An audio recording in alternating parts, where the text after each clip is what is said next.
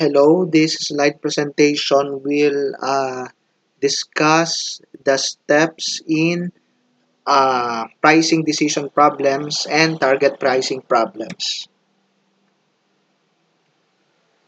So I want you to read this problem silently first, though you can also use the Word document uh, I uploaded together with the slide presentation. Nandun din siya dun sa Word document.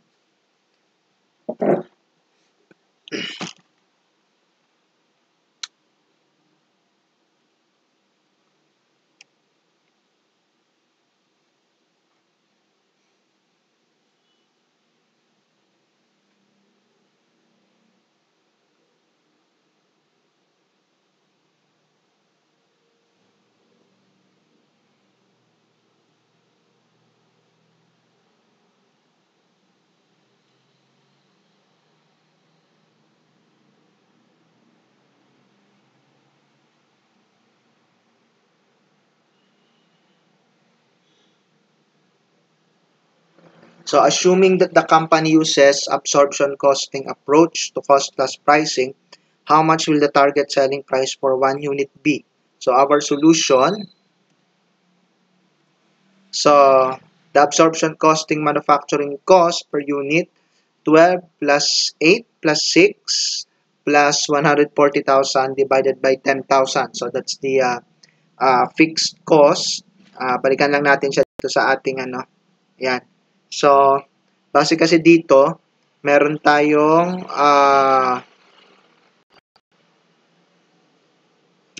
base kasi dito sa ating given, ang ating production cost, yung materials, labor, at saka variable overhead is 12,806.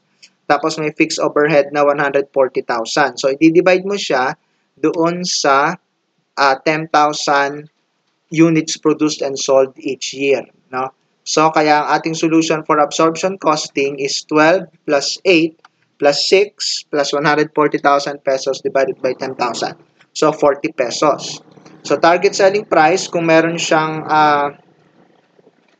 kung ang markup niya is 50%, so, 40 pesos times 150%, so 60 pesos.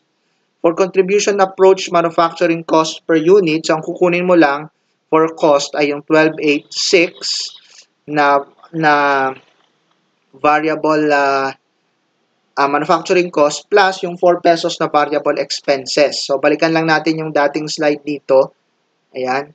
So, eto siya. Ayan. So, kung babalikan natin, so meron kang variable cost, 12,806, tsaka yung variable selling, general and admin na 4 pesos. Kaya, kung magko-compute ka ng contribution margin approach, so, ang mangyayari dyan ay 12,806 tsaka 4. So, 30 pesos. So, kung 100% markup siya, so, multiply mo sa 200% yung target selling price. So, your selling price is 60 pesos. Okay? Here's another problem. Target costing. This time, please read silently.